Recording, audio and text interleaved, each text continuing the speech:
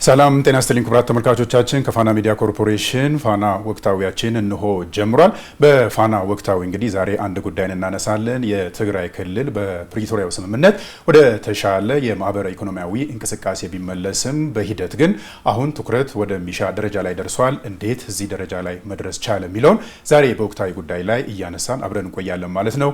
ዳዊት መስፍን፣ ስንታየው አባተን፣ የሚድነቃቸው ኃይለማርያም ለተወሰኑ ደቂቃዎች ከእናንተ ጋር እንቆያለን። አብራችሁ እንድቆዩ ኮዲውን እንጋብዛለን። እንኳን በሰላም መጣችሁ።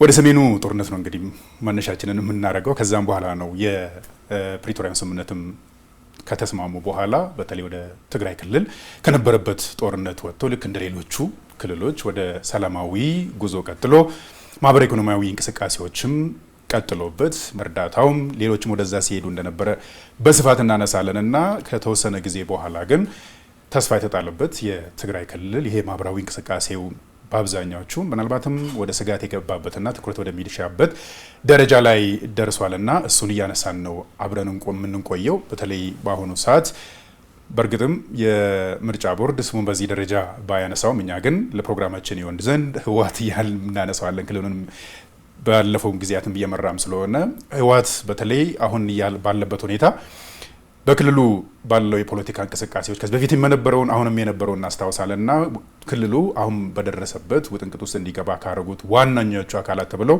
ከሚጠሩ ቡድኖች አንዱ ህወሓት ተብሎ ይነሳልና በተለይ ከቅርብ ጊዜ ወዲህ በተከታታይ የሚወጡ መግለጫዎችን እናያለን። አንዳንዱ መግለጫዎች ምናልባትም የትግራይ ክልል ሌላ ቦታ እስከሚመስል ድረስ የሚያሳዩ ጉዳዮች አሉና በተከታታይ መውጣታቸው ደግሞ ብዙ ሰዎች በጥያቄ መልስ እንዲያነሱት አድርጎታልና ይሄ ነገር እንዴትስ ተነሳ የሚለውን ነገር እናነሳለንና ከስንቴ ልጀምርና እነዚህ የመግለጫዎች ጋጋታዎች ምንድናቸው፣ ጭብጦቻቸውስ እንዴት ይታያሉ የሚለውን አንስተን እንቀጥላለን። በጣም ጥሩ። የህወሓት ቀደም ብለህ ጥሩ መነሻ አስቀምጣል። በተለይ በምርጫ ቦርድ አሁን በዛ ስም የሚታወቅ አይደለም፣ ግን ፕሮግራማችን እንዲሳለጥ ለተሻለ ተግባቦት በዛ እንሄዳለን። ህወሓት እንደምናውቀው በመግለጫ የማውጣት ችግር የለበትም። የተለያዩ አካባቢዎች ላይ ፕሮጀክቶችን ስንመለከት ከህወሓት በኩል ደግሞ የምናየው ብዙ መግለጫዎችን ነው። ስለዚህ እሱ አንድ የተጠናወተው ባህሪ ነው። ጥቅምት 2013 ወይም ደግሞ ጥቅምት 24 ማለት ነው በቀን ለመግለጽ ጥቃቱን ከመፈጸሙ በፊት ሰሜን እዝ ላይ ያወጣቸው የነበሩትን መግለጫዎችን እናስታውሳለን። በተለይ አዲስ የመንግስት አስተዳደር ወይም ደግሞ ኢህአዴግ ራሱን ሪፎርም አድርጎ ወደ ለውጥ ከመጣ በኋላ ተገፋው ብሎ ነው የሄደው በራሱ መንገድ እንዴት ከኢትዮጵያ የመነጠል አይነት ስልትን ሲከተል እንደነበረ እናስታውሳለን። በዛ የሚሳካለት እንዳልሆነ ሲያቅ ብቻውን የፌዴራል ኃይሎች እያለ ብዙ ጉባኤዎችን ሲያከናውን ነበረ። በተደጋጋሚ መግለጫዎችን ያወጣ ነበረ። ሁሉም መግለጫዎቹ ደግሞ ወደ ውስጥ የማየትና የትግራይን ህዝብ ሰላምና ደህንነት የማስከበር እንደተቀረው የኢትዮጵያ ክፍል ህዝቡ የሚፈልገውን ጉዳይ የማድረግ ሳይሆን በዋናነት ከራሱ ጥቅም አንጻር ብቻ ይመለከተው ነበር። እኔ ያልኩት ካልሆነ የትግራይ ህዝብ የራሱ ጉዳይ አይነት የሚመስል ከምስረታው ጀምሮ ያለውንም ታሪክ ስንመለከተው እንደዛ ነውና ያወጣቸው የነበሩትን መግለጫዎች ስንመለከት እንዳለ ወደ ውጭ የሚያዩ ናቸው። ወይ ዓለም አቀፉን ማህበረሰብ ትኩረት ይሻል ወይም ደግሞ የፌዴራል መንግስቱን ይከሳል። የፌዴራል ኃይሎችን ብሎ በነበረው ጉባኤዎች ላይም በተመሳሳይ ለብቻውም ሲያወጣ ማለት ነውና ትልቁ ችግሩ ህወሓትን የትግራይ ህዝብ አንድ ገጽ አድርጎ የማየት ወይም ደግሞ የማይነጣጠሉ አድርጎ የመመልከት ነገር አለ። ትግራይ ህዝብ ማለት ህወሓት ማለት ነው፣ ህወሓት ማለት የትግራይ ህዝብ ማለት ነው የሚል በቃ እንደዚህ አይነት ህሳቤ ስላለው ከሱ ውጪ የሆኑ አማራጮች ሁሉ የትግራይን ህዝብ የሚያጠፉ ከሱ ውጪ የትግራይ ህዝብ ህልውና እንደሌለው አድርጎ ራሱን የመሳል ባህሪ ስላለው እንደዚህ አይነት መግለጫዎችን ሲያወጣ ነበር። በተደጋጋሚ ባወጣቸው መግለጫዎች ይንደረደር የነበረው ወዴት እንደሆነ ያስታውቅ ነበር። ከፌዴራል መንግስት በኩል ደግሞ አልፎ አልፎ ጠቅላይ ሚኒስትሩም ጭምር በመገናኛ ብዙሃን እየወጡ ማስጠንቀቂያ ይሰጡ ነበረ። ያልተገባ አካሄድ ነው እየተሄደ ያለው። ከምርጫ ጋር የተገናኘውን ማንሳት እንችላለን። ኮቪድ እንዲራዘም ሲያስገድድ በተቃራኒው የትግራይ ላይ ምርጫ ኮሚሽን አቋቁሞ ጭምር ወደዛ ለመሄድ ሲያደርግ የነበረው ጥረት በፌዴራል መንግስት በኩል ምርጫ ካልተደረገ ከመስከረም 20 በኋላ መንግስት የለም የሚል አዋጅ ላይ ሲገባ እናስታውሳለንና የሚወጣቸው መግለጫዎች የሆኑ ነገሮች ተከናውነው እንዲህ አድርገናል ቀሪ ስራዎች ደግሞ አሉን የሚል አይነት ይዘት ያላቸው ሳይሆኑ ለማድረግ ለሚፈልጋቸው ጉዳዮች ወይም ደግሞ የጥፋት እርምጃዎቹ መንደርደሪያ አድርጎ የሚጠቀምባቸው ናቸው አጠቃላይ የህወሓት የመግለጫዎች ባህሪ። ስለዚህ አሁንም ወደዛ አይነት መንገድ እየሄደ የመሆኑ ግልጽ ማሳያዎች አሉ ይመስሉኛል።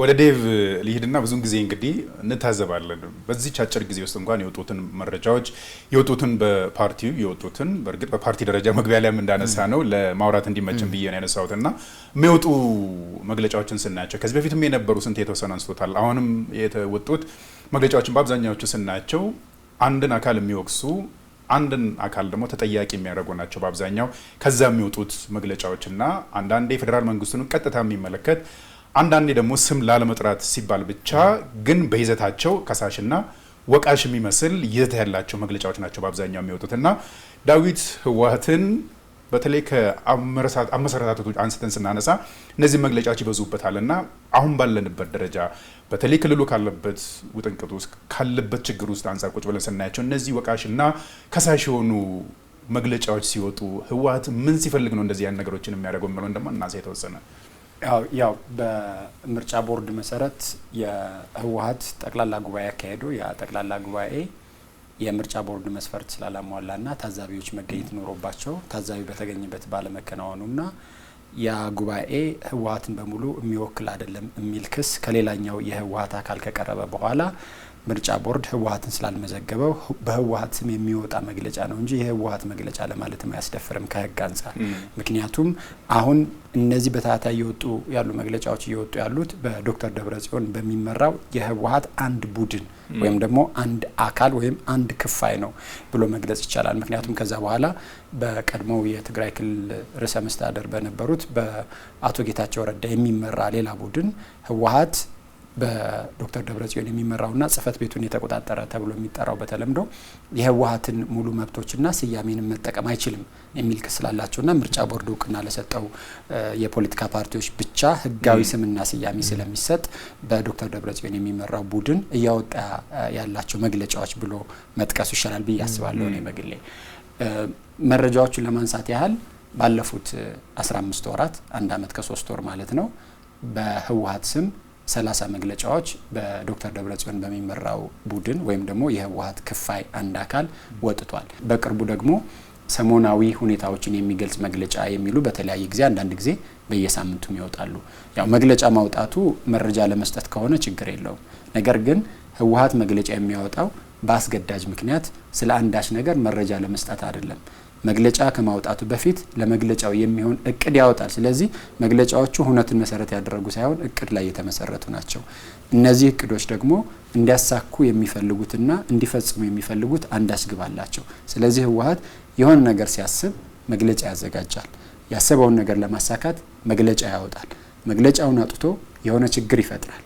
ከዛ በኋላ ከችግሩ በመነሳት ደግሞ ሌላ መግለጫ ያወጣል። ቀጥሎ የሆነ ጥፋት ያጠፋል። ስለዚህ በእንደዚህ አይነት መንገድ መጀመሪያ ችግር ለመፍጠር ማሰብ፣ ቀጥሎ መግለጫ ማውጣት፣ ቀጥሎ ችግር መፍጠር፣ ቀጥሎ በተፈጠረው ችግር ላይ መግለጫ ማውጣት ነው። ስለዚህ እንደዚህ አይነት የይዘት ሰንሰለት ባለው መንገድ ነው መግለጫዎችን የሚያወጣው። ይሄ ከአሁን ቀደም የነበሩ ድርጊቶች የሚያሳዩና አሁን እያደረጋቸው ያሉ ድርጊቶችና መግለጫዎች የሚያሳዩ ናቸው። እንደምታስታውሱት ከጥቅምት 24 ግጭት በፊት በተከታታይ ሲወጡ የነበሩት መግለጫዎች ምርጫ ማከናወን አለብን፣ ምርጫኛ እናከናውናለን፣ የፌዴራል መንግስቱ ምርጫ የማያከናውን ከሆነ ግን አንዲፋይንድ ለሆነ ጊዜ ወይም ደግሞ ገደብ ለሌለው ጊዜ ሀገሪቱን መምራት ይፈልጋል ማለት ነው የሚሉ ተከታታይ መግለጫዎች ነበሩ። ከብዙ መግለጫዎች በኋላ ድርጊቶች መጡ። ከድርጊቶች በኋላ የሰሜን ዕዝ ተጠቃ። ከሰሜን ዕዝ ጥቃት በኋላ ባለፈው የተከሰተው አውዳሚ ጦርነት ተከሰተ። ስለዚህ የሆነ ችግር ሊፈጠር ሲል መግለጫ ይወጣልና የሆነ ችግር ከተፈጠረ በኋላ መግለጫ ይወጣል። ስለዚህ አሁንም የሚከሱ የሚወቅሱት መግለጫዎች አጠቃላይ ይዘታቸው ምንድነው? አንዱ የቀድሞው የትግራይ ክልል ጊዜያዊ አስተዳደር ፕሬዚዳንት የነበረውን አስተዳደር ለማፍረስ የሚያስችሉ የተለያዩ ስራዎች፣ መግለጫዎች፣ የተለያዩ ድርጊቶችም ነበሩ። ድርጊቶቹን የሚገልጹ መግለጫዎች ነበሩ። ተጨባጭ ማሳያዎችም ሲታዩ ነበር። ይበቃል ወይም ደግሞ ያክል በሚል ስም የሚደረጉ እንቅስቃሴዎችም ነበሩ። በብዙ ሴራዎችና በብዙ ድርጊቶች የጊዜያዊ አስተዳደሩ ከተወገደ በኋላ ተከታታይ ስብሰባዎች ይከናወኑ ነበር። አሁን በቅርቡ እየወጡ ያሉ መግለጫዎች ውይይቶቹን፣ ስብሰባዎቹን፣ ውሳኔዎቹን የሚያነሱ ናቸው በአንድ በኩል። በሌላ በኩል የፌዴራል መንግስቱን የሚወቅሱ፣ በሌላ በኩል የሚዝቱና የሚያስፈራሩ ናቸው። በሌላ በኩል ደግሞ ተፈናቃዮችን የሚመለከቱ ናቸው። ስለዚህ ከይዘትና ከቁጥር አንጻር መግለጫዎቹና የመግለጫዎቹ የሚወጡበት ምክንያትና ፍላጎት ይሄ ነው። የፕሮግራማችንን ማጠንጠኛና ምናልባት ወቅታዊ የሆነውን በተለይ በማህበራዊ ሚዲያ እየተመላለሰ ያለውን በተለይ ከተፈናቃዮች ጋርም ተያይዞ እርዳታ የሚሹ ዜጎቻችንም ጨምሮ የተነሱ ጉዳዮችን ደግሞ በስፋት እናንሳ። የፕሪቶሪያ ስምምነት እንግዲህ የሰሜኑን ጦርነት ቋጭቶ ክልሉ ወደ ሰላማዊ እንቅስቃሴ እንዲመለስ ካረጉ ዋና የተባሉት ናቸው ብለን ማንሳት እንችላለን። የፕሪቶሪያ ስምምነትን ስናነሳ እንግዲህ ብዙ ነገሮችን ይዟል። እናንተም ያነሳችሁት የሰብአዊ ድጋፍን ይመልሳል። በተለይ ተፈናቃዮች ወደ ቦታቸው እንዲመለሱ፣ የንጹሃን ደህንነት እንዲጠበቅ፣ ህገ መንግስታዊ ሂደቱ እንዲከበር የሚሉ ብዙ ነገሮችን በውስጡ የያዘው ነውና በተለይ የፕሪቶሪያ ስምምነት ዋና ትኩረት የሆነው ተፈናቃዮች ወደ ቦታቸው መመለስ አለባቸው የሚለውን በዋናኝነት ይነሳልና ያን ነገር ክቡር ጠቅላይ ሚኒስትር ዶክተር አብይ አህመድን ጨምሮ የፌዴራል መንግስቱን እንደ መንግስት ብዙን ጊዜ ሲያነሳ ነበር። ተፈናቃዮች ወደ ቦታቸው መመለስ አለባቸው፣ ወደ ዕለት ተዕለት ኑሯቸው መመለስ አለባቸው ተብሎ ብዙን ጊዜ ይነሳል። ግን የፕሪቶሪያ ስምምነት ከተፈረመ በኋላም ብዙ የተባሉ ዜጎች አሁንም ወደ ቦታቸው ያልተመለሱ አሉና የፕሪቶሪያው ስምምነት በዚህ ደረጃ ዜጎችን ተጠቃሚ ማድረግ እንዴት ተሳነው የሚለው ነገር ደግሞ የተወሰነ እናሳስንቴ ስምምነቱ ጥሩ ህጋዊ መሰረት ያስቀመጠ ነው። ስለዚህ በተግባር ሂደት ከማን በኩል ቀርነት ነበር የሚለውን በደንብ ማየት የሚያስፈልግ ይመስለኛል። 15 አንቀጾች አሉት የፕሪቶሪያ የሰላም ስምምነት። ከዛ ውስጥ አንቀጽ 5 የሚወራው ስለ ተፈናቃዮች መመለስ ነው። የፌዴራል መንግስት የጸጥታው ሁኔታ ምቹ ወይም ደግሞ መደላድልን ሲፈጥር የተፈናቃዮች ወደ ቀደመ ቀያቸው እንዲመለሱ ሁኔታዎችን ያመቻቻል፣ ይመራል የሚል ማለት ነው። በዛ መሰረት የተካሄዱ ሂደቶችን እናስታውሳለን በጸለምትና በራያ በኩል ማለት ነው። ስለዚህ በስምምነቱም በፌዴራሉ መንግስትም በኩል ያለው ያተገባበር ችግር አይታይበትም። በቀድሞ ጊዜ አስተዳደር ጌታቸው ረዳም ወቅት ይህን ተደጋጋሚ ሲያነሱ ነበር። ወደ መጨረሻው የስልጣን ዘመናቸውም እንደዚሁ አዲስ አበባ መጥተው መግለጫ ሲሰጡ እናስታውሳለን ሸራተን ላይና በጣም በምሬት ሲያነሱ የነበረው የተፈናቃዮች ጉዳይ ወይም ደግሞ የሰብአዊነት ጉዳይ ከፖለቲካው መብለጥ መቻል አለበት። ስለዚህ በህወሓት አንድ አንጃ በኩል ወይም ደግሞ ደብረጽዮን በሚመሩት በኩል ያለው ግን እሱ አይደለም ፍላጎቱ፣ በተፈናቃዮች ላይ የፖለቲካ ጥያቄን ይዞ የመምጣት ነገር ነው። ቲፒኤልኤፍ ሁለት ቅድመ ሁኔታዎች ነው የሚያስቀምጠው ተፈናቃዮች ይመለሱ ሲባል ማለት ነው። አንደኛው የትግራይ የግዛት አንድነት ብሎ የሚያነሳው አለ። እነሱ መጀመሪያ መመለስ አለበት የሚል ሀሳብ አለው። እሱን በተመለከተ ደግሞ የፕሪቶሪያው ሰላም ስምምነት እንደዚሁ ያስቀምጣል። ኮንቴስትድ ኤሪያ ብሎ አወዛጋቢው ደግሞ ጥያቄ የሚነሳባቸው ቦታዎችን በተመለከተ በኢትዮጵያ ህገ መንግስታዊ ስርዓት ምላሽ ያገኛሉ የሚል ሀሳብ ማለት ነው። ሌላው ሁለተኛ ቅድመ ሁኔታው አድርጎ የሚያነሳው ታጣቂዎችም እኔም ከጦርነቱ በፊት በነበረው አስተዳደር ውስጥ መመለስ አለብን፣ ወደ ቀደመው ከጦርነት በፊት ወደ ነበረው ሁኔታ ሁሉም መመለስ አለበት የሚል ነው። ያ ማለት ከተፈናቃዮች ወደ አሁን እንዳይመለሱ እየያዛቸው ያለውና መደራደሪያ ያደርጋቸው አንደኛው ታጣቂዎቹ ነው፣ ሁለተኛ ደግሞ ከወልቃይት አካባቢ የተፈናቀሉት ነው። ስለዚህ እነዚህን የሚያስበው ተፈናቃዮቹን እንዲመለሱ ሳይሆን በተፈናቃዮቹ ስም እሱ ታዝሎ መግባት ይፈልጋል። ታዝሎ መግባት ይፈልጋል ሲባል በሰላማዊ መንገድ እስከተንቀሳቀሰ ድረስና ህገ መንግስታዊ ስርዓቶች እስከተከበሩ ድረስ እሱ አይደለም ትልቁ ችግር። ግን የሱ ጨዋታ ከተፈናቃዮቹ የሰብአዊ እርዳታና ምንድነው ይሄ ሰብአዊነት ጉዳይ የተሻገረ ይሆናል ማለት ነው። ስለዚህ በህወሓት ቡድን በኩል እነዚህ ሁለቱ ሲቀርቡ የማይካዱ ደግሞ እና መሬት ላይ ያሉ ጉዳዮች አሉ። አንደኛው በአማራ ክልል በኩል የሚነሳው ጥያቄ ነው። አማራ ክልልም ይገባኛል የሚል ጥያቄ የሚያነሳባቸው ቦታዎች ናቸው እነዚያ። ስለዚህ በዚህ መሀል የፌዴራሉ መንግስት የፌዴሬሽኑ የበላይ ጠባቂ እንደመሆኑ ያስቀመጣቸው ጉዳዮች አሉ። አንደኛው የፕሪቶሪያውን የሰላም ስምምነት መነሻ ያደረገ አካሄድን መከተል አለብን። አንዱ ጉልበት ባገኘ ቁጥር የተነጣጠቀ የሚቀጥል አይነት ስርዓት ሊኖረን አይገባም እንደ ሀገረ መንግስታችን። ስለዚህ የሚያዋጣው የህገ መንግስቱ መነሻ እናድርግ። መጀመሪያ ያለምንም ቅድመ ሁኔታ ተፈናቃዮች ወደ ቦታቸው ይመለሱ። ከዛ አካባቢ አስተዳደርን ይምረጡ በጊዜያዊነት። ከዛ በኋላ የጸጥታውን ሁኔታ የፌዴራሉ መንግስት በበላይነት እየመራ ይቆይና በህዝበ ውሳኔ እነዚህ ቦታዎች የማን ናቸውም ደግሞ ህዝቡ ማንነኝ የሚለውን ነገር ራሱ እንዲወስን እናደርገው። ስለዚህ እሱን ለማድረግ ግን መጀመሪያ ተፈናቃዮች መምጣትና ወደ ቀያቸው መመለስ የነበረ ህይወታቸውን መምራት አለባቸው ነው። ስለዚህ ይሄኛውን ግን በህወሓት ቡድን በኩል ሲፈለጋት ምክንያቱም አንደኛው የትግራይ ርስትና የግዛት አንድነት ወይም ደግሞ የትግራይ ህዝብ የመጨረሻ ምሽግ ሆኖ የመታየት አሁንም ፍላጎት አለ። በራያም በጠለምትም በኩል እኮ ተመሳሳይ ጥያቄዎች አሉ። ህዝቡ ተመልሷል የተፈናቀለው ምንም አይነት የደህንነት ችግሩ ሲገባ አትመለከትም። ስለዚህ ያንን ሂደት መከተል ከተቻለ ህወሓት ከህዝቡ ይነጠላል ማለት ነው። ህወሓት እንደሚለው የትግራይ ህዝብ አንድ ራሱን የቻለ ገጽና ምንም የማይነጣጠል ሳይሆን አንድ የፖለቲካ ኃይል መሆኑ እንዲገለጥ አይፈልግም ማለት ነው። ስለዚህ ይህንን ፍላጎቱን አሳልፎ መስጠት ስለማይፈልግ ተፈናቃዮቹንም በተመሳሳይ ከ200 ሺህ በላይ ታጣቂዎቹንም የመደራደሪያ አቅም አድርጎ እየተጠቀማቸው ነው የሚገኘውና በትክክል ስትገልጠው ጥያቄው የህወሓት ጥያቄ ምንድነው የተፈናቃዮች ሰብአዊነት የሚያሳስበው ያለ መሆኑ በደንብ ቁልጭ ብሎ የሚመጣልህ ነው። ተፈናቃዮች ተራቡ ያለም ጭምር ከነሱ መዋጮ የሚጠይቅ በነሱ ስቃይ ሌሎች ዓለም አቀፍ ማህበረሰቡን ኮሙኒኬት ማድረግ የሚፈልግ አይነት እንጂ የፌደራሉ መንግስት ጠይቋል ወይ ድጋፍ እንዲደረግ የሚለውን ወደ ኋላ እንመጣበት እንችላለን። ብዙ ስብስብ ችግሮች አሉ። ስለዚህ ከተፈናቃዮች ጀርባ ያለው የፖለቲካ ጥያቄ ነው ዜጎቻችንን ዋጋ እያስከፈለ የሚገኘው። የፕሪቶሪያው ስምምነት ወደዛ እንመለስ። ዳዊት ወደ አንተ ነው መጣውንም ትልቁ ትኩረቱ እንግዲህ ተፈናቃዮችን ወደ ቦታቸው መለስ ነው ተብሎ ተነግሯል። 3 ዓመት አለፈው።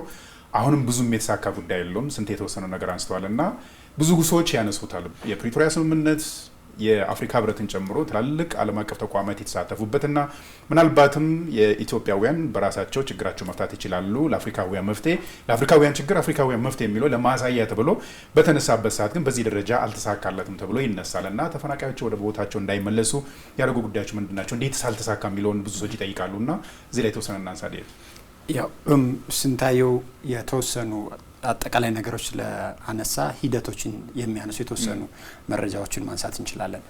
እኛ እንደ ጋዜጠኛ የፕሪቶሪያ ስምምነት ከተፈረመ በኋላ በስምምነቱ ላይ ከተቀመጡት ይዘቶች እና አንገብጋቢ ጉዳዮች መካከል አንዱ የሆነው ተፈናቃዮችን ወደ ቀያቸው መመለስ ቀዳሚ ስራ ተደርጎ ወደ ስራ እንደተገባ መረጃዎችን ስናገኝ ነበረ።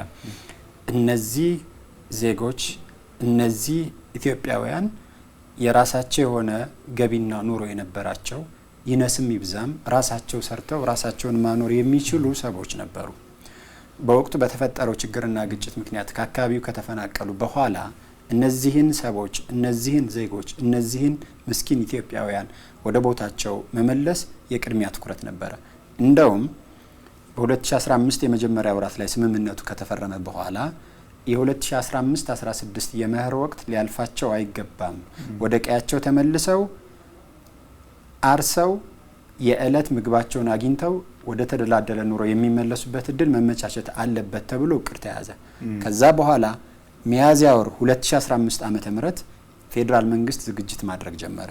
ዝግጅት ማድረግ ብቻ አይደለም፣ የአማራ ክልል መንግስትና የትግራይ ክልል ጊዜያዊ አስተዳደር አንድ ላይ በመሆን በሉ እነዚህን ከቤት ንብረታቸውና ከቀያቸው የተፈናቀሉ ዜጎች ወደ መኖሪያ ስፍራቸው እንመልስ የሚል የጋራ ስምምነት ተደረገ። የጋራ ስምምነት የተደረገበት ምክንያት እነዚህ ዜጎች ከዚህ ጊዜ በላይ መሰቃየት የለባቸውም የሚል ውሳኔና ስምምነት ስለነበረ ነው። ከዛ በኋላ እንዲመለሱ መመቻቸት ያለበት እና መሰራት ያለበት ነገር ምንድነው? የአካባቢው ሰላምና ደህንነት ይረጋገጥ። ይሄ ሰላምና ደህንነትም አንደኛ በመከላከያ ኃይል በኢፌድሪ መከላከያ ሰራዊት ይረጋገጣል። ሁለተኛ የዛ አካባቢ ነዋሪ የነበሩ ሚሊሻዎች ድሮም እዛ ሚሊሻ የነበሩ ድሮም የራሳቸው የግል ትጥቅ የነበራቸው ሰዎች ወደ ቀያቸው ሲመለሱ በአንድ በኩል የአካባቢው ነዋሪ ናቸው፣ መኖሪያ ቀያቸው ነው፣ ይመለሳሉ። በሌላ በኩል ድሮም ሚሊሻ ነበሩ፣ ከዛ በኋላ ሚሊሻ ሆነው መቀጠል ይችላሉ። እነዚህ በአጠቃላይ የሰላምና ጸጥታውን ሁኔታ እንዲረጋጋ ያድርጉና ይሄ የሰላምና ጸጥታ ዋስትና ከተሰጠ በኋላ ይመለሱ ተባለ። ይሄ ስምምነት ከተደረሰ በኋላ የትግራይ ክልል ጊዜያዊ አስተዳደር በአቶ ጌታቸው ረዳ የሚመራው የአማራ ክልል መንግስትና የፌዴራል መንግስት ከተስማሙ በኋላ ህወሓት አይሆንም አለ። ለምን ተብሎ ሲጠየቅ የሚመለሱት ተፈናቃዮች ብቻ አይደሉም። አንደኛ የኛ ሰራዊት አብሮ መመለስ አለበት።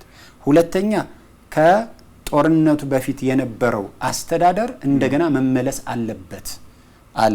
ስለዚህ ለመጀመሪያ ጊዜ የነዚህ የተፈናቃዮች ጉዳይ እጣ ፈንታ የሚወሰነው በሰብአዊነት ሳይሆን ህወሓት ሊያሳካ በሚፈልገው ግብ እንደሆነ ምልክት ታየ እና ለመጀመሪያ ጊዜ እነዚህ ሰዎች የህወሓት የፖለቲካ ታጋቾች እንደሆኑና ህወሓት ቁማር የሚጫወትባቸው ንጹሃን ዜጎች መሆናቸው ምልክት ታየ። ይሄም ሆኖ የፌዴራል መንግስትና በአቶ ጌታቸው ረዳ የሚመራው ጊዜያዊ አስተዳደር አልተቀመጠም፣ ሌላ መፍትሄ መፈለግ ጀመረ። ይሄኛውን ጉዳይ የትግራይ ክልል ጊዜያዊ አስተዳደር ፕሬዚዳንት የነበሩት አቶ ጌታቸው ረዳ ራሳቸው የተናገሩት ነው። የእሳቸው ድምጽ ስላለ እሱንም እናሰማለን ለአድማጭ ተመልካቾቻችን። ሺዎች የሚቆጠሩ ተፈናቃዮች ማያስ በጣም አስቀያሚ ኑሮ ውስጥ እየኖሩ እነሱን የመመለሱ ሂደት ሲምፕል ነው። በመጀመሪያ ተነጋገር ኦኬ አስተዳደር የሚባል ነገር ሳንል የጸጥታ ሁኔታ መከላከያ ሰራዊት ከአካባቢ ሚሊሻ ከተፈናቀለ ሚሊሻ ጭምር ከኛ ኃይል እኛ ጋር ካለ ሚሊሻ ጋር ጭምር ሆኖ አስከብሮ የሚመለሱ ሁኔታ ያመቻች ተግባባል።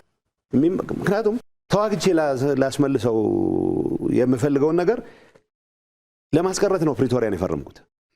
ከአንድ አመት ተኩል በኋላ ይሄ ነገር መቆም የለበትም እነዚህ ዜጎች ከዚህ በላይ መቀጠል የለባቸውም ተብሎ በ2016 ዓመተ ምህረት ወደ ራያና ወደ ጠለምት ራሳቸው ዜጎቹ በመጠለያ ካምፕ መኖር ስለሰለቻቸው አንድ በአንድ ያሉ በተናጠል መሄድ ስለጀመሩ ይሄኛውን ሁኔታ ከግምት ውስጥ በማስገባት ወደ ራያና ወደ ጠለምት የቀሩትን ሰዎች ማስመለስ ይገባል ተብሎ ተመልሰዋል። አሁን እየኖሩ ነው።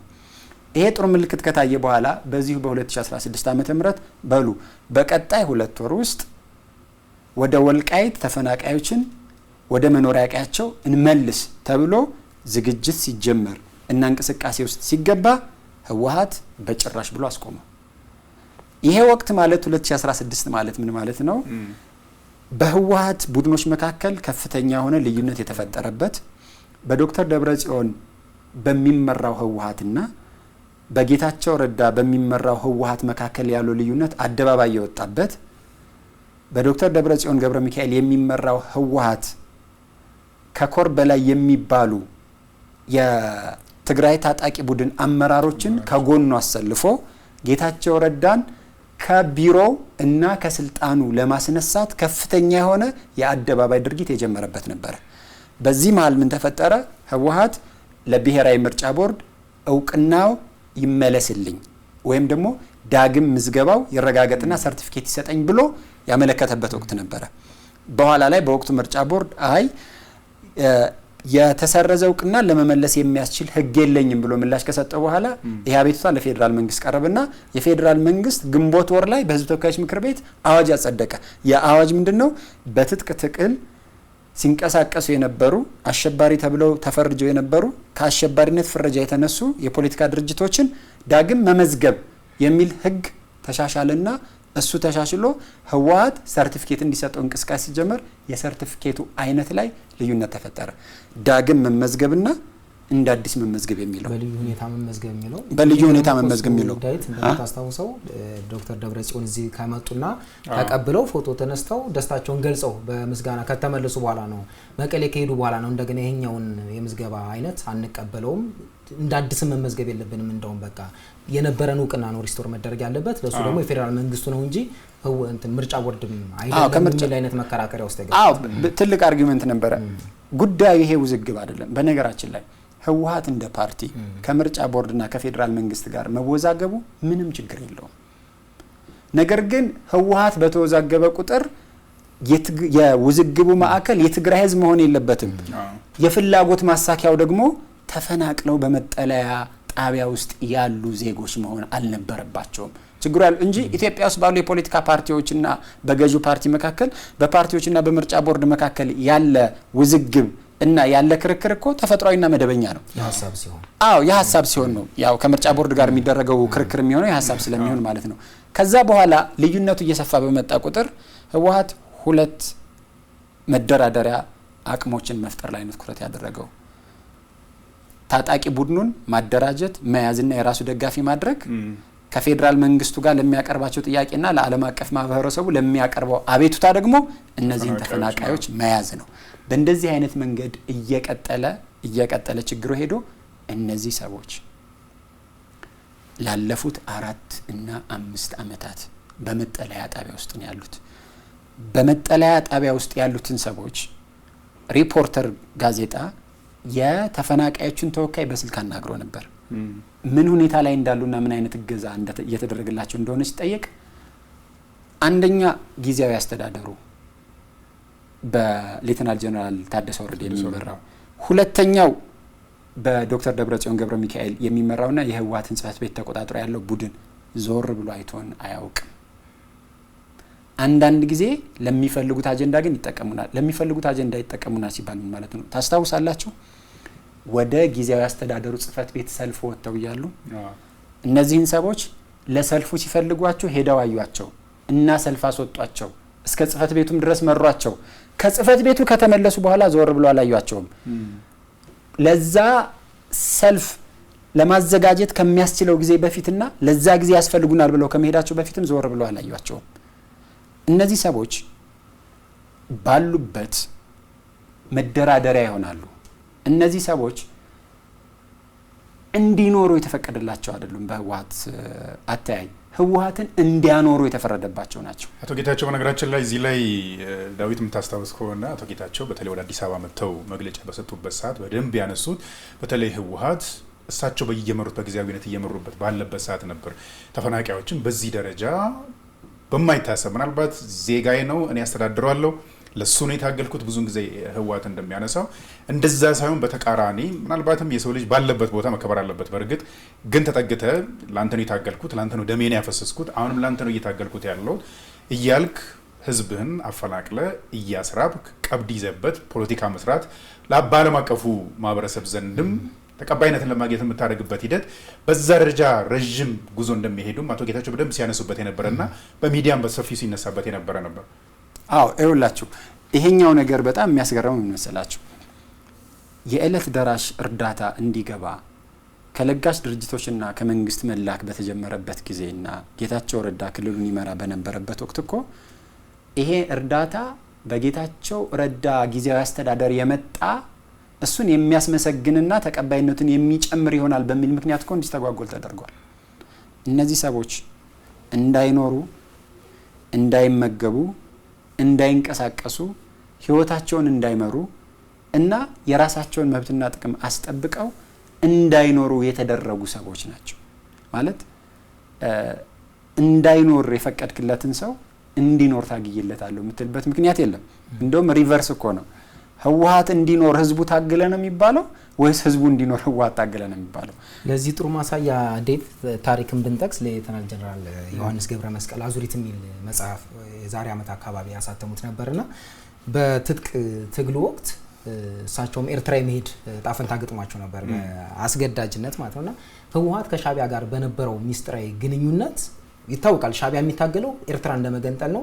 ህወሓት ደግሞ የደርግ ስርዓትን አስወግጄ የብሔር ብሔረሰቦችን ጭቆና ማላቀቅ አለብኝ ምናምን ነገር እንደዛ ሆኖ ለሻቢያ ለኤርትራ ነጻነት እንደሚዋጋ እያወቀ 30,000 የትግራይ ተወላጆችን በግዴታ ሄዶ እዛ ለኤርትራ ነጻነት እንዲዋደቁ አድርጓል የሚል ነገር ያነሳሉና አሁን ስታነሳው ህዝቡ እየታገለ ያለው ለህወሓት ነው እንጂ ህወሓት አይደለም።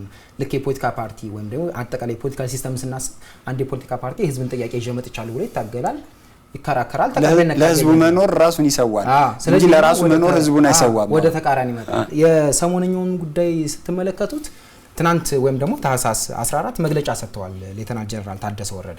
እሳቸው የሰጡት መግለጫ ላይ ምን ያለው 16 ኪሎ ግራም አካባቢ ነው የሚሰጣቸው ከረዴት ድርጅቶች ይላሉ። ቁጥሩ አይደለም ግን ከ16 ኪሎ ውስጥ ለጨው ለበርበሬ ሲፈልጉ እሱን እየሸጡት ነው ይላል።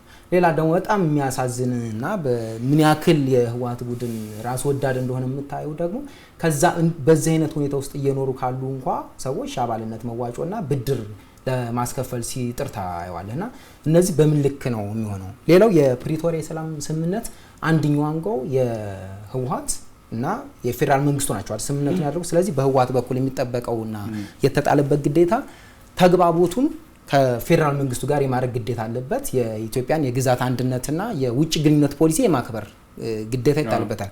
የውጭ ግንኙነት የሚመራው በፌደራል መንግስት ነው። አሁንም ግን የተፈናቃዮችን ጨምሮ ጥያቄውን የሚያቀርበው ለፌደራል መንግስት አይደለም። በተደጋጋሚ ጥሪ የሚያቀርበው ለአፍሪካ ህብረት ወይም ደግሞ አደራዳሪ ለነበሩት ወይም ደግሞ አጠቃላይ ደግሞ ለዓለም አቀፉ ማህበረሰብ ብሎ አሁንም ተግባቦቱን ማድረግ የሚፈልገው እንደ ራሱን እንደቻለ አንድ ሀገር አድርጎ የመመልከት እሱ እንደተጠበቀው ነው። ለዲፕሎማቶቹ እና ለውጭ ድርጅቶች ስለሚረዱህ ወይም ደግሞ ስምምነቱ እየተተገበረ መሆኑን የመቆጣጠር ማንዴት ላላቸው ለአውሮፓ ህብረት፣ ለአሜሪካ፣ ለተባበሩት መንግስታት ድርጅት እና ለሌሎች አካላት ስምምነቱ አደጋ ላይ ወድቋል ብለህ ማመልከት ስምምነቱ እንዲጠበቅ እና እንዲከበር ከሆነ እኮ ችግር የለውም። እሺ እነዚህ ሰዎች ነው እንዴ ስምምነቱ እየተከበረ አይደለም እንዴ ብለው መጡ። አንደኛ በኢትዮጵያ የአሜሪካ አምባሳደር ኤርቪን ማሲንጋ የ6 የአውሮፓ ሀገራት ተወካዮችና የአውሮፓ ህብረት ሀገራት ተወካዮች በጋራ በመሆን ወደ ትግራይ ክልል ሄዱ፣ መቀሌ ሄዱ፣ ሽረ ሄዱ፣ ጎበኙ። ኤርቪን ማሲንጋ ምንድነው ያለው? የእሳቸውም ድምፅ አለ። እባካችሁ ፖለቲካውን ሁለተኛ ጉዳይ አድርጉት፣ ሰብአዊነትን አስቀድሙ። የፖለቲካ ጉዳይ ውስብስብ እንደሆነ አውቃለሁ፣ ይገባኛል። ነገር ግን እዚህ ያሉት ተፈናቃዮች ጉዳያቸው ፖለቲካው አይደለም፣ መኖርና መዳናቸው ነው። እባካችሁን ለነዚህ ሰዎች ቅድሚያ ስጡ ብለው ለምነው ተማጽነዋል። ሌሎቹ የአውሮፓ ሀገራት ተወካዮችም ሄደው ለምነዋል። የህወሓት መልስ ቃል በቃል ምንድነው? ድርጅታችን ካልዳነ፣ እውቅናው ካልተመለሰ፣ ሰርቲፊኬቱ ካልተሰጠ ተፈናቃዮቹን አንለቅም ነው። ስለዚህ የነሱ ጉዳይ የህዝባቸው ጉዳይ ታገልላለሁ የሚለው ጉዳይ ሳይሆን የፓርቲና የድርጅት ጉዳይ ሆነ። አዎ ቃል በቃል የአንዱን የህወሓት ክንፍ ወይም ቡድን የሚመሩት ዶክተር ደብረጽዮን ገብረ ሚካኤል ራሳቸው ተፈናቃዮቹን ስናወያያቸው እኛ ከመዳናችን በፊት ድርጅቱ ይዳን ብለውናል ብለው ቃል በቃል ተናግረዋል። ካብ ተመዛበልቲ ዝመጹስ ካብ ካሊ ዝመጹስ ቀድሞ ሁሉ ውድና እናነ ደህንደል ከተፈናቃዮች የሚመጡት ይሁኑ ከሌሎችም የሚመጡት ቀድሞ ነገር ድርጅታችን ነው ማዳን የምንፈልገው። ስለመመለስ አይደለም የምንፈልገው እሱን ነው። ድርጅት ሳይኖር ምን ታደርጋለህ? ድርጅታችን እንጂ ዛፍ ስር ተቀምጠን የልጆቻችን መርዶ ሰምተናል፣ መስዋዕት ከፍለናል። ያለ ድርጅት ምን እናደርጋለን? ደቅና ፍረዴና መስዋዕት ከፍለናል። መብዘይ ወንድም ታንቆ የዛ ቡድን አካል የሆኑት ወይዘሮ ፈትለወርቅ ገብረ እግዚአብሔር በተመሳሳይ መንገድ ተፈናቃዮቹ ከመመለሳቸው በፊት የኛ ሰርቲፊኬት ይመለስ፣ ተፈናቃዮቹ ከመዳናቸው በፊት ድርጅት ይዳን ብለዋል። ቃል በቃል ይሄን ተናግረዋል። ይሄንን ሁሉ እኛ ከምንናገረው ባሻገር ተፈናቃዮቹ እንዲመለሱ እንደማይፈልጉ ብቻ ሳይሆን የፕሪቶሪያው ስምምነት እንዳይፈጸም በዶክተር ደብረጽዮን ገብረ ሚካኤል የሚመራው ቡድን እንደሚፈልግ ስምምነቱ እንዳይፈጸም ፍላጎት እንዳለው እዛው ክልል ላይ የሚንቀሳቀሱ የፖለቲካ ድርጅቶች ተናግረዋል። ያው በፈለገው መሰረት ህወሓት ዲማንድ በደረገው መሰረት አልተመለሰም። ይሄ ሪኢንስቴትመንት የሚባለው ነገር ማለት አሁን የተቀበለው ጊዜያዊ የህጋዊ ስብዕና አልቀበልም ብሎ በትግል ላይ ነው የሚገኘው። ዋናው ማጠንጠኛው የህወሓት ትግል ዋና ማጠንጠኛ በየሱ ፖለቲካዊ መቀጠል ብቻ ናቸው ማለት ነው። የዚህ ዓላማው ማሳያዎች ደግሞ ተደጋግሞ ሲሏቸው የነበሩ የህወሓት አመራሮች ማየት እንችላለን። የተፈናቃዮች ጉዳይ ሲነሳ ደብረጽዮን ገብረ ሚካኤል ምንድን ነበር ያለው? ተፈናቃዮች ውድብ ሳትድን ወይ ድርጅታችን ህወሓት ሳትድን መመለስ አንፈልግም ብለዋል ይላል። ይሄ በቅርብ ፈትለወርቅም ደግማዋለች። ልክ እንደ ሆስቴጅ ነው የያዙት ማለት ነው። አሁን ህወሓት የፌደራል መንግስት እነዚህን ነገሮች ቢፈጽም ደስ ይለዋል? ተፈናቃዮች ቢመልስ፣ ምዕራብ ትግራይ ቢመለስ አይለውም። ደፍነትሊ ቅድም ያለው ባለፈው ተፈናቃዮች ድርጅታችን ሳትመለስ እኛ አንመለስም እኮ ብለውናል ብሎ ነገረ። ወይዘሮ ፈትለወርቅ ደገሙት በቅርብ። ለምን መሰለ? የፕሪቶሪያ ስምምነት ፌደራል መንግስት በዛ ያለውን ኮሚትመንት ግዴታዎችን መፈጸም ከቻለ ተፈናቃይ ወደ ቀየው ከተመለሰ የትግራይ ሉዓላዊ ግዛት ከተመለሰ የቲፒኤልኤፍ አጀንዳ ይሞታል። የተፈናቃዮች ጉዳይ ቅድም ባነሳነው ደረጃ ትኩረትን የሚሻ የህይወት ጉዳይ ነው፣ የመኖር ጉዳይ ነው። ነገር ግን በህወሓት ምክንያት በዚህ ደረጃ ትኩረት አልተሰጠውም። ስለዚህ ትኩረት ይሰጥበት ተብሎ ከተሰራ በኋላም ብዙ እንቅስቃሴዎች አይታዩምና ከዚህ አንጻር የፕሪቶሪያ ስምምነት በተለይ ከተፈናቃዮች ላይ የተሰራው ስራ በተጨባጭ ውጤት አምጥቷል ብለን ማንሳት እንችላለን። ስንት የሚለውን አልተራርገን እናንሳ። ውጤት ስላላመጣ ነው ርዕሰ ጉዳይ የሚያደረግ ነው። ዜጎችም ሰቆቃ ውስጥ የገቡት በአጭሩ ለማንሳት እስከ ጌታቸው ረዳ እስከነበሩበት ወቅት ድረስ ጥሩ እንቅስቃሴ ነበረ። ስለዚህ እሳቸውም አንድ እንዲገለሉና ከፍተኛ ጫና እንዲደረግባቸው ያደረገው ሰብአዊነት ከፖለቲካዊ ቅደም የሚል አይነት አዲስ የለውጥ እሳቤ ይዘው መምጣታቸው ነው። ከእሳቸው የተረከቡት ሌተናል ጀነራል ታደሰ ወረደ የቃል ኪዳን ሰነድ ፈርመው ነበር። አዲስ አበባ ላይ ርክክብ ሲደረግ 8 ነጥቦች አሉት። መጋቢት 30 2017 የተደረገው የፊርማ ስነ ስርዓት ላይ ማለት ነውና የመጀመሪያው ነጥብ የተፈናቃዮች ጉዳዮች ነው የሚያነሳው። የተፈናቀሉ ዜጎችን ወደ ቀያቸው የመመለስ ሂደት በጅምር ያለው እንዲጠናቀቅና በቀሪ አካባቢዎችም በፍጥነት እንዲተገበር ማድረግ የሚል ነውና ፊርማቸውን አስቀምጠውበታል። በምን ያህል ክልክ ሄደዋል የሚለው በደንብ መጠየቅ አለበት ብዬ አስባለሁ። እሳቸው በምን ያህል ክልክ ነው የመንግስት ወገን ስለሆነ የመንግስት ወገን ስልህ የፓርቲ ሳይሆን የክልልን የማስተዳደር መንግስታዊ ኃላፊነት ስላላቸው ማለት ነውና በምን ልክ ነው እሳቸው ሄዱት? ከህወሓትም ጋር አሁን ካለው የአንጃ ጋር በምን ልክ ተቆራርጠው ሰብአዊነትን አስቀድመዋል የሚለውም አንድ መፈተሽ አለበት ብዬ አስባለሁ። እኔ ይሄኛውን መነሻ ያደረኩት ትናንት የሰጡት መግለጫ ላይ ቃል በቃል ያሉትን ማንሳት ስለምፈልግ ነው። በጊዜ አስተዳደር ጽህፈት ቤቱ በኩል ለኢትዮጵያን ተብሎ በቀረበው ጥሪ ላይ ከሰሞኑ በክልላችን ህጻጽ የተፈናቃዮች መጠለያ ጣቢያ ውስጥ ባሉ ወገኖች ላይ ያጋጠመውን የረሃብ አደጋ የሚያሳይ ቪዲዮ ለህዝባቸው በሚቆረቆሩ ጥቂት ወጣቶች በመውጣቱ ምክንያት ብለው ነው የሚጀምሩት። ምን ማለት ነው? ማን ነው ረሃቡን የደበቀው? ተፈናቃዮቹ በዚህ ሁኔታ ላይ መኖራቸውን ደብቆ የኖረው ማን ነው? ፓርቲው ነው? ጊዜ አስተዳደሩ ያውቀውም ነበር? እንደገና ደግሞ እነዚህ ጥቂት ለህዝባቸው የሚቆረቆሩ ጥቂት ወጣቶች ወይም ደግሞ የማህበራዊ ሚዲያ አንቂዎች ወደ ለህዝብ ይፋ ያደርጉት መጨረሻው ምን ነበር ማለት ነው? ይህ በደንብ መጠየቅ አለበት ብዬ አስባለሁ። የህወሓት ታሪክ ከምስረታው ጀምሮ ያለውን ነገር የ77ቱንም ድርቅ ሌሎችም ቅድም ዳዊት ስታነሳቸው የነበሩ ወቅቶች ላይ የነበረው በምን ልክ ነው የሚጠቀምበት? የጦርነት ወቅት እኮ በጊዜይነት ምንድነው የጥሞና ጊዜም ተብሎ በተሰጠበት ወቅት እርዳታ ሊያደርሱ የሄዱ እኮ ከ250 በላይ ተሽከርካሪዎች የጦር ሰራዊታቸውን ወይም ደግሞ ምንድነው ታጣቂያቸውን እኮ እንዲያመላልሱ ሲያደርጉ ነበር። ስለዚህ ህወሓት በዚህ ልክ ለህዝቡ የሚያስብ ነው ወይ? በእርግጥ እሱ በደንብ መጠየቅ ያለበት ይመስለኛልና የዘላቂ መፍትሄ ብለው ያቀርባሉ እዚሁ ጥሪያቸው ላይ ለፌደራሉ መንግስት የሚያቀርቡት ተፈናቃዮች ወደ ቀያቸው ሲመለሱ ስለሆነ ዘላቂ መፍትሄው የፌደራል መንግስት እንዲያስፈጽም ጥሪ እናቀርባለን የሚል ሀሳብ አንስተው የፌደራሉ መንግስት ነው አላቀርብ ያለው ማለት ግፊት አላደርግ ያለው ተፈናቃዮች እንዲመለሱ ብዙ ቅድመ ሁኔታዎችን ያስቀመጠው ማን ነው የሚለው በደንብ መታየት ያለበት ይመስለኛል። በራያና በጠለምት በኩል ተመልሰው ሰላማዊ ህይወትና ወደ አምራችነት እንዲመለሱ ያደረገው የቀድሞ ጊዜ አስተዳደርና የፌደራል መንግስት በአማራ ክልል በኩልም ያለው የክልላዊ አስተዳደር በጋራ በነበራቸው ንግግርና ተግባቦት ባቋቋሙት ኮሚቴ አማካኝነት ነው ያ ነገር የመጣውና ስለዚህ ማንን ነው እየጠየቁ ያሉት ነው?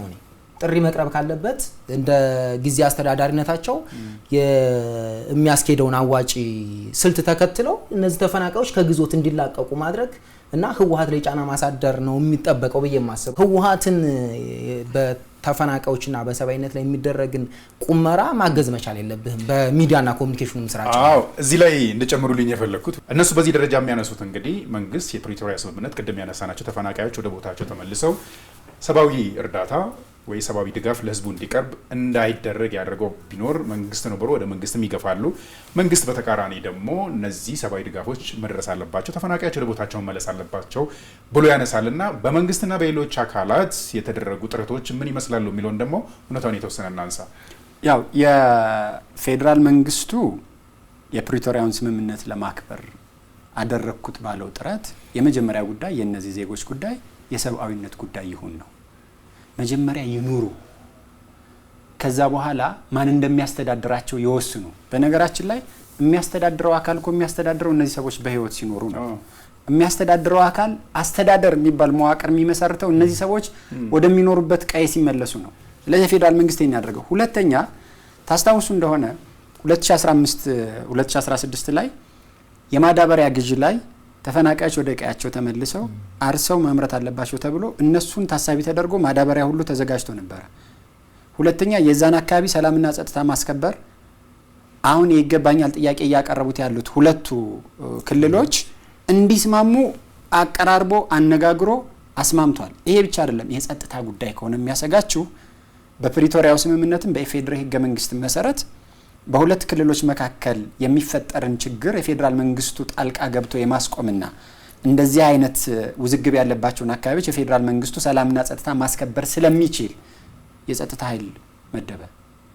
ከዛ በኋላ ሁሉም ነገር ከተዘጋጀ በኋላ እነዚህ ተፈናቃዮች እንዲመጡ ሁሉም ነገር አዘጋጅተ እንዳይመጡ ተደረጉ። ስለዚህ የፌዴራል መንግስት ይሄን ያክል ጥረት አድርጓል። አቶ ጌታቸው ረዳ ምንድን ያሉት በዚህ ጉዳይ ስንከራከርን ቆይተን መጨረሻ ላይ ኳሷ ወደኛ ግብ ክልል መጣች ነው ያሉት። ቃል በቃል ነው የተናገሩት። በነገራችን ላይ ከኢትዮጵያ ዜና አገልግሎት ጋር ባደረጉት ቆይታና ይሄኛውን ቃል በቃል ብለዋል። ስለዚህ የፌዴራል መንግስት ሁሉንም ጥረት ካደረገ በኋላ እነዚህን ሰዎች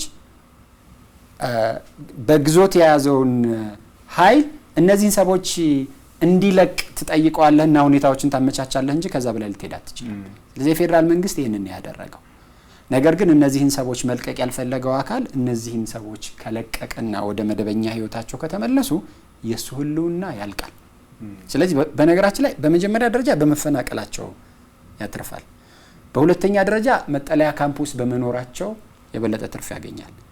ሲራቡ ደግሞ ትርፉ ይጨምራል።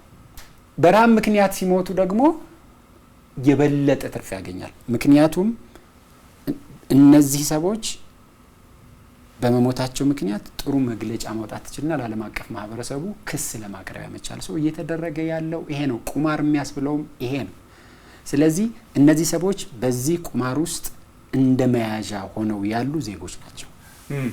በአብዛኛው ብዙዎች የሚያነሱት እንግዲህ እንድጨምሩልኝ ተወሰነ ተነካክቷል፣ ግን በደንብ እንድናነሳውና ህዝቡ ቢረዳውም ለመብቴውም ለሚታዩ ነገሮችም ለመረጃም ይሆናልና ብዙ ሰዎች የሚያነሱት ለፕሪቶሪያው ስምምነት አለመተግበርም ከፕሪቶሪያ ስምምነት ደግሞ ቅድም ያነሳናቸው ዋና የተባሉት ምናልባትም ቅድም ዴቭም እንዳነሳው የአሜሪካው የአምባሳደርም ያነሱት ቅድሚያ ለሰብአዊነት እንስጥ ፖለቲካ በኋላ ይሁን ቢባልም በአብዛኛው ግፊቱ እየተነሳ ያለው ህወሓት ይህንን ነገር እንዳይሳካ የራሱ ሚና እየተጫወተ እንዳለ ብዙ ሰዎችን እንደመነሻነት ያነሳሉ። ይህንን ስናነሳ ደግሞ ቅድም አንስተናል። ከትግሉ ከመሰረቱም ጀምሮ የምታገለውም የምሞትለትም ደሜንም ህይወቴንም የምሰጠው ለትግራይ ህዝብ ነው፣ ለትግራይ ክልል ነው። ትግሬም መስመሬም የትግራይ ህዝብ ነው፣ የትግራይ ክልል ነው ብሎ በሚያነሳ አካል ላይ የኔ ናቸው በሚላቸው ህዝብ ላይ በዚህ ደረጃ መጨከን ስለምንድን ነው? ስንት የተወሰነ ቅድም አንስቶታል። ወደኋላ ስንመለስ በታሪክ የ77ቱን ስናነሳ ከዛም በኋላ ለተከሰቱ ጉዳዮች የትግራይን ህዝብ በዚህ ደረጃ መጉዳት ለምን አስፈለገ? ከዚህ ሳዙሪት ለምን መውጣት አቃታቸው የሚለውን የተወሰነ እናንሳስ።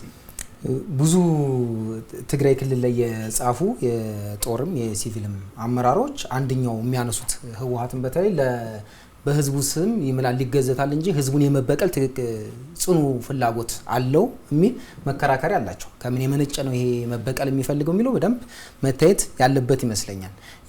አሁን ያነሳነውና በምን ልክ እየተበቀላቸው እንደሆነ የሚያሳየው ነገር ሰሞኑን የተደረገው ክስተት ነው። ቀደም ዳዊት ሲያነሳው ነበር ሪፖርተር ጋዜጣን ጠቅሶ አንድ ክልል ስርዓት አለው።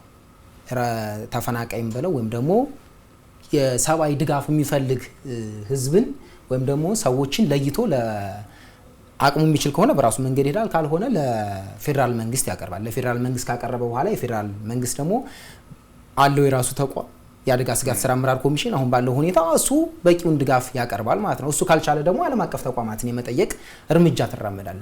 በዛ መንገድ ሄዷል ወይ ስትል በእርግጥም አሁን ቅድም የጠቀስኩት እነዚህ ጦርም የሲቪልም አመራሮች መበቀል ይፈልጋል የሚሉት እውነት ሆኖ ታይዋል። በደም እንድታምነው የሚያደርጉ ነገሮች ይኖራሉ። ምክንያቱም እታገልለታለሁ የምትለውን ህዝብ አስርበህ እና ጥቂት ለህዝባቸው የሚቆረቆሩ ጥቂት ወጣቶች ይፋ ሲያደርጉት ብለህ አብረህ የምትመጣ ከሆነ እንደ መሪም እንደ ፖለቲካ ፓርቲ አንቀሳቃሽም እንዴት ነው የሚሆነው? ስለዚህ ምንድነው ታዲያ እየመራህ ያለው? ህወሓትስ ለህዝቤን የቆምኩት የሚለው ምን እያሰበ ነው?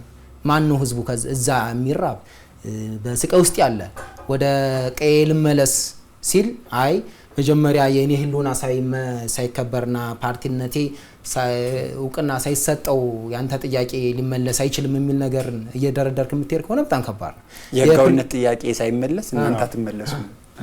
ሰኔ ላይ እሱ ግፊት ነበር። አምና የፌዴራሉ መንግስትም ጌታቸው ረዳን በነበሩበት ወቅት አንደኛው ከፍተኛ ግፊት የነበረው በተለይ ከጠቅላይ ሚኒስትር አብይ አህመድ በኩል የትግራይ ተወካዮችን ሲያወያዩ መጀመሪያ ይመለስ አርሶ ይብላ። አሁንም ክረምት እየመጣ ነው። ክረምቱ የ2016 ክረምት እንዳያመልጠው ጦርነቱን በነገራችን ላይ ቆሞ ነበር እንዲያርስ በሚል ግን እነሱ ትርክቱን ገለበጡትና አሸንፈው ነው ወጣ ምናምን ብለው እስከ አማራ ክልል ዘግልቀው ያን ሁሉ ውድመት አደረሱ። የህወሓትን ሰዎች የምታውቃቸው ናቸው። ስለዚህ በዚህ ልክ ያንሻፈፉ የሚሄዱ ናቸው። የፕሪቶሪያ ሰላም ስምምነት አንቀጽ 5 ላይ 4 ንዑስ አንቀጾች አሉ። ስለ ሰብአዊ እርዳታና ስለ አቅርቦቱ ብቻ ነው የሚወራው 4 ንዑስ አንቀጾችና የመጀመሪያውን የሚሰጠው ለፌደራል መንግስት ነው እንዲያስተባብር ድጋፍ እንዲያገኙ ማስቻል የፌደራል መንግስት ትልቁ የቤት ስራው አድርጎ ይወስዳል። የአራተኛው ንዑስ አንቀጽ ግን የትኛውም የሰብአዊ እርዳታ ወይም ደግሞ አቅርቦት ለሰብአዊ አገልግሎት ብቻ መዋሉ መረጋገጥ መቻል አለበት። ይሄ በሁለቱም ወገን ይላል። ቀደም ስናነሳ የነበረው እስካሁን ያነሳ ነው የሰብአዊ እርዳታ ለሰብአዊ አገልግሎት ብቻ እየዋለ እንዳልሆነ ግን የሚያሳዩ ነገር አንደኛ እንዲደርሳቸውም እያደረገ አይደለም፣ ከሚደርሳቸው ላይ ይቆርጥባቸዋል። በጦርነቱም ወቅት ከተፈናቃዮች እየቀማ ለወታደሮቹ ይሰጥ ነበር። ስለዚህ በዚህ ልክ ለቃሉ የማይታመንና ደግሞም ጠምዘዝ አድርጎ የፌደራል መንግስት መክሰስ የሚፈልግ ነው። ስለዚህ እያንዳንዱ ነገር ከራሱ ጥቅም እና በጣም ጠባብ ፍላጎት አንፃር እየቃኘው እንደሚሄድ ማሳያ ይመስለኛል። ለምን አሁን የሚለው ግን በደንብ መታየት ያለበት ይመስለኛል። አሁን ለምንድን ነው ይህንን ይዞ የመጣው? አንድ ጥያቄ እናንሳ እዚህ ጋር ብዙ ሰዎች የሚያነሱት ምናልባትም መልስ የሚፈልግ አሁን ብዙ ነገሮችን አንስተናል። ህወሓት በትግራይ ህዝብ ላይ ያልፈጸመው ነገር የለም። ብዙ ሰዎች የሚያነሱትና እኛም የተወሰነ ብናነሳ ብዬ ያሰብኩት ዴቭ ወደ አንተ ልምጣና ህወሓት በዚህ ደረጃ የኔ በሚለው ደሜ በሚለው ህይወቴ ናቸው በሚለው የነሱ መስመር ነው ብሎ በዚህ ደረጃ ለሚያነሳው ህዝብ ላይ በዚህ ሁሉ ግፍ ሲያነሳባቸው እያየን ታዲያ ህወሓትና ትግራይ ህዝብ በዚህ ደረጃ እየታየ ከሆነ ህወሓት ለትግራይ ህዝብ ምኑ ነው ብሎ ብዙዎችም ሊያነሱ ይችላሉና ምኑ ነው ብለን ማንሳት እንችላለን። አሁን ብዙ ፖለቲከኞች የሚሉት ህወሓት ለትግራይ ህዝብ እዳና ሸክም ነው። ህወሓት ለትግራይ ህዝብ አንደኛ የችግር መቀፍቀፊያ ማዕከል ሆኗል።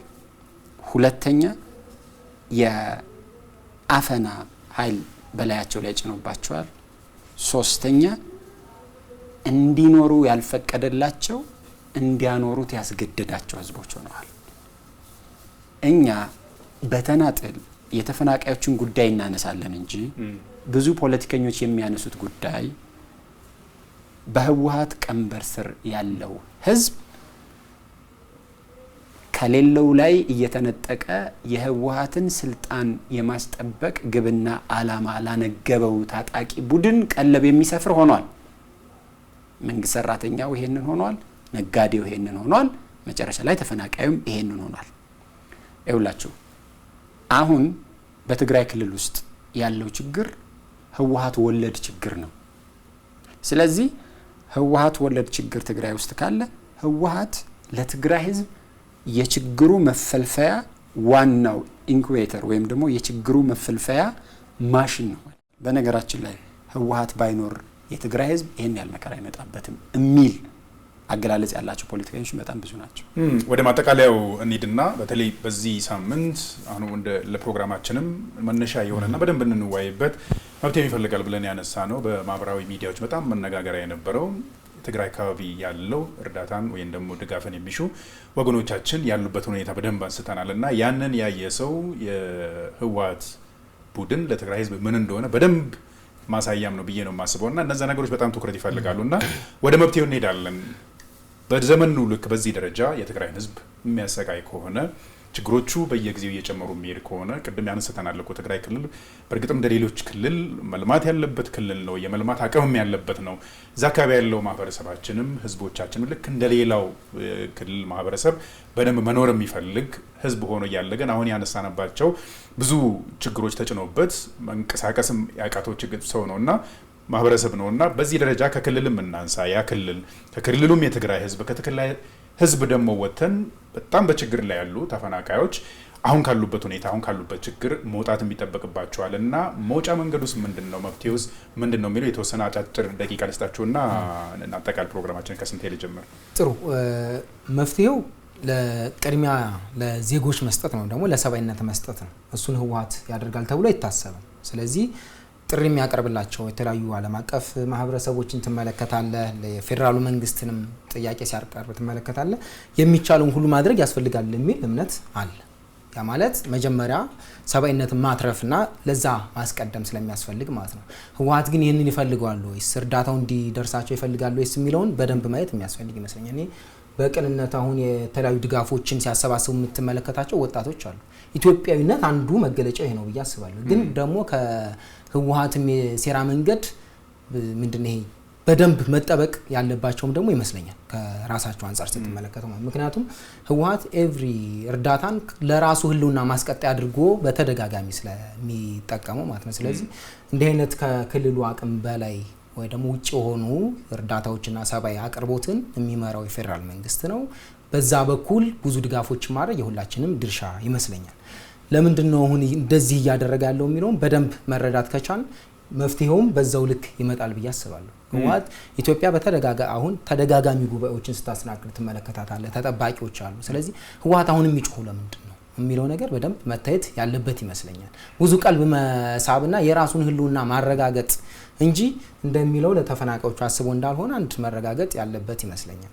ቅድም ዴቭ ሲያነሳው የነበረው ባጭሩ ለመጥቀስ ከስልጣንን የሚፈልገው ለኢኮኖሚ ጥቅም ብቻ ነው ብዬ አላምንም እኔ። አሁን በስምምነቱም የተከለከሉት እኮ የማዕድን ጭምር በስም ተገልጾ ተቀምጧል። አሁን ትልቁ ችግር ትግራይ ክልል ላይ የማዕድን ህገወጥ ቁፋሮና ምዝበራውን የህወሓት ቡድን በደንብ እንደሚመራው በተደጋጋሚ ሲገለጽ ነበር። አንድ ከሱ መናጠብ አይፈልግም።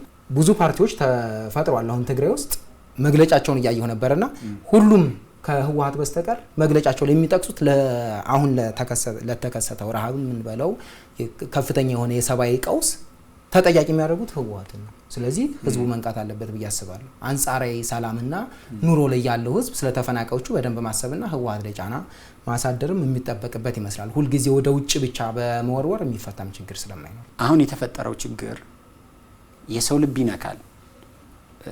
ልቡ የተነካ ሰው መደበኛ ሰላም የሚፈልግ ሰው እንዲደግፍ ይገፋፋል። እንደ ህወሓት ያለው ቡድን ደግሞ የነዚህን ሰዎች ስሜት ነክቶት ወደ ጦርነት እንዲገባና ለጦርነት እንዲዘጋጅ የመቀስቀሻ አድርጎ የመጠቀም ፍላጎት አለው። ካሁን ቀደምም እንደዚህ አድርገዋል። ትግስትም ልክ አለው የሚል መግለጫዎች መግለጫውም እሱ ነው የሆነው። ስለዚህ ይኸውልህ ምን መሰለህ፣ እነዚህን ሰዎች ማዳን የምትችለው ሌላ ሰው በመጨረስ አይደለም። እነዚህን ሰዎች ማዳን የምትችለው ለነዚህ ሰዎች መፍትሄ የሚያሰጥ ሌላ የተሻለ መፍትሄ በመፈለግ ነው። ስለዚህ አንዱ የተዘጋጀው ወጥመድ ተብሎ የሚታሰበው የመግለጫዎቹ ጋጋታ እና የሰራው ስህተት የበደለው በደል አልበቃ ብሎ እርቃኑን አደባባይ ላይ ወጥቶ የሚያደርጋቸው ጥሪዎች እነዚህን ሰዎች ለማዳን ሳይሆን በእነዚህ ሰዎች ስም ሌላ ጥፋት ለማምጣት ነው። ከዚህ ወጥመድ ላለመግባት ጥንቃቄ መደረግ መቻል አለበት። ምክንያቱም በእኔ እምነት እስካሁን የሆነው ይበቃል። ሁለታችሁንም እጅግ አድርጌ አመሰግናለሁ። በቀጣይም በተመሳሳይ ሁኔታ የምናነሳቸው ሀሳቦች አሉና ለዛሬው ግን እዚህ ላይ እናበቃለን። ስቱዲዮ ተገኝታችሁ ደስ የሚል ውይይት ስላደረግን እጅግ አድርጌ አመሰግናለሁ። ለጊዜያችሁ አመሰግናለሁ። ደግሜ ተመልካቾቻችን ከፋና ሚዲያ ኮርፖሬሽን ፋና ወቅታዊ በተለይ በትግራይ ክልል ባለው ወቅታዊ ሁኔታ ላይ ትኩረት በማድረግ ወደ እናንተ ያደረስነው ወቅታዊ ፕሮግራማችን እስካሁን ድረስ የተመለከታችሁትን ይመስል ነበር። ዳዊት መስፍን፣ ስንታየው አባተ፣ እኔ የሚነቃቸው ኃይለማርያም ነበርኩኝ። እስከ ሳምንት መልካም ሳምንት ይሆንልን።